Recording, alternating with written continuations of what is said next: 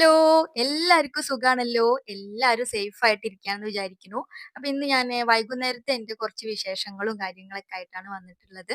അപ്പൊ ഇന്ന് ഞാന് ചായക്ക് കഴിക്കാൻ വേണ്ടിയിട്ട് നമുക്ക് എല്ലാവർക്കും ഉണ്ടാക്കാൻ അറിയാവുന്ന നമ്മുടെ സ്വന്തം കൊഴുക്കട്ടയാണ് ഉണ്ടാക്കിയിട്ടുള്ളത്.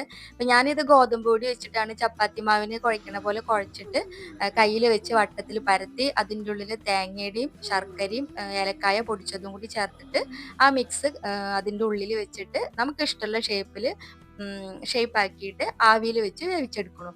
ഞാനിപ്പോ ഇതൊരു പൂവിന്റെ ഒക്കെ ഷേപ്പിലാണ് ഞാൻ ഉദ്ദേശിച്ചിട്ടുള്ളത്. ഏതായാലും ഞാനിത് എങ്ങനെയൊക്കെ ഓരോ ഷേപ്പ് ഉണ്ടാക്കി വെച്ചിട്ടുണ്ട്. അപ്പൊ അതൊക്കെ കഴിച്ച് പിന്നെ നേരെ ഞങ്ങള് മുറ്റത്തേക്ക് ഇറങ്ങി. ഇന്ന് അധികം കാറ്റും മഴയൊന്നും ഇല്ലാത്തൊരു ദിവസമാണ്. അപ്പൊ അതുകൊണ്ട് തന്നെ ഞാൻ പുറത്തേക്കൊക്കെ ഇറങ്ങി കുറച്ച് തൈകളൊക്കെ കുഴിച്ചിടാനുണ്ടായിരുന്നു. ചീനമുളക് നമ്മുടെ കാന്താരി മുളക് ഉണ്ടല്ലോ അതിന്റെ തൈകൾ കുറച്ചുണ്ട്. അപ്പൊ ഞാൻ പഴുത്ത കാന്താരി മുളക് നടൂക്കൂടെ കീറിയിട്ട് മണ്ണിൽ കുഴിച്ചിട്ടിട്ട് കുറച്ച് തൈകൾ ഉണ്ടാക്കിയിട്ടുണ്ടായിരുന്നു.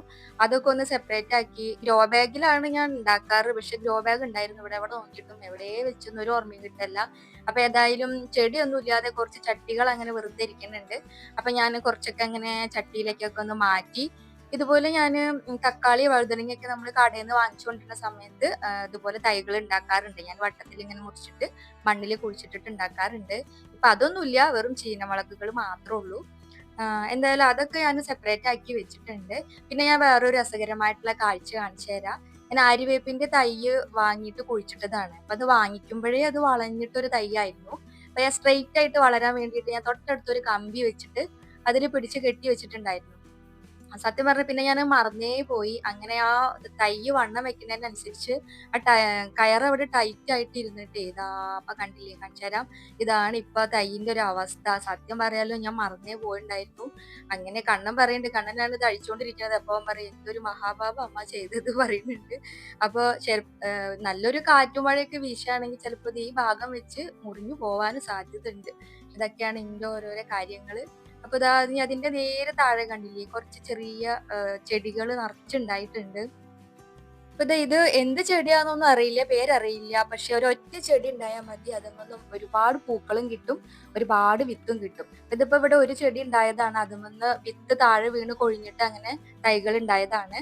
അതുമ്മൽ ഉണ്ടാവുന്ന പൂവാണ് ഈ മഞ്ഞ കളറിലുള്ള മഞ്ഞ ഓറഞ്ച് കളർ ഉണ്ടാവാറുണ്ട്. അപ്പൊ ഇതിന്റെ പേരെന്താന്ന് അറിയുന്നവര് കമന്റ് ചെയ്യണേ, അറിഞ്ഞിരിക്കാലോ. അപ്പൊ ഏതായാലും ഞാൻ അതൊക്കെ കുറച്ച് പറിച്ച് ഒഴിവാക്കാൻ പോവാണ്. ഒരുപാട് ഇവിടെ ഉണ്ടായിട്ടുണ്ട്. അപ്പൊ അതൊക്കെ കഴിഞ്ഞു. പിന്നെ ഞാന് ഒരുപാട് പേരോട് അന്വേഷിച്ചിട്ട് എനിക്ക് കിട്ടാത്തൊരു സാധനമാണ് ബ്രഹ്മി. അപ്പൊ ഞാന് ചെടികൾ വിൽക്കണോടത്തും ചോദിച്ചു, നഴ്സറിയിൽ അവിടെ ഒരു സ്ഥലത്തേ ചോദിച്ചുള്ളൂ. അവിടെ നിന്നും കിട്ടിയില്ല, എവിടെയും ഇല്ല കേട്ടോ. അങ്ങനെ ഞാൻ അവസാനം ഫ്ലിപ്കാർട്ടിൽ നിന്ന് ഓർഡർ ചെയ്തതാണ്. ആദ്യമായിട്ടാണ് ഇങ്ങനെ ഓർഡർ ചെയ്യണത്. കിട്ടിയപ്പോ ഇതുമ്മേ ഇലകളൊന്നും ഉണ്ടായിരുന്നില്ല. ഈ ഒരു അവസ്ഥയിലായിരുന്നു. അപ്പൊ ഞാനങ്ങനെ നശിച്ചു പോണ്ട, വേരുണ്ടാവുമല്ലോ അതുമ്മന്ന് അങ്ങനെ ഉണ്ടാവുമല്ലോ വിചാരിച്ചിട്ട് വെറുതെ ഒന്ന് അങ്ങനെ വെച്ചതാണ്.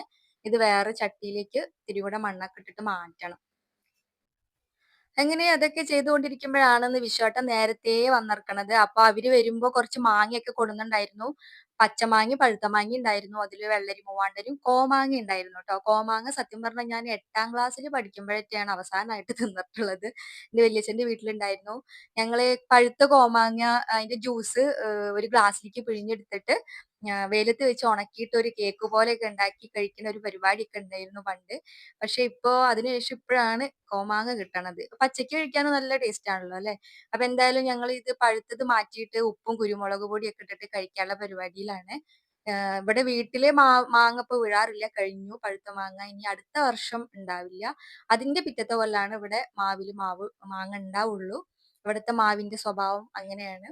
അപ്പൊ ഏതായാലും ഞങ്ങള് കുരുമുളക് പൊടി ഉപ്പൊക്കെ ഇട്ടിട്ട് ഇനി ഇത് കഴിക്കാൻ പോവാണ്. ഞാനതിന്റെ ഒരു ഷോർട്ട് വീഡിയോ ഇട്ടിട്ടുണ്ടായിരുന്നു, കാണാത്തവര് കാണണേ. അപ്പൊ ഇന്നത്തെ വീഡിയോ ഇത്രയേ ഉള്ളൂ. വീഡിയോ നിങ്ങൾക്ക് ഇഷ്ടപ്പെട്ടുവെങ്കിൽ ലൈക്ക് ചെയ്യാനും ഷെയർ ചെയ്യാനും സബ്സ്ക്രൈബ് ചെയ്തിട്ട് ഒന്ന് സപ്പോർട്ട് ചെയ്യാനും മറക്കരുത്. അപ്പൊ നമുക്ക് അടുത്തൊരു കുഞ്ഞു വീഡിയോ ആയിട്ട് കാണാം. Tata bye.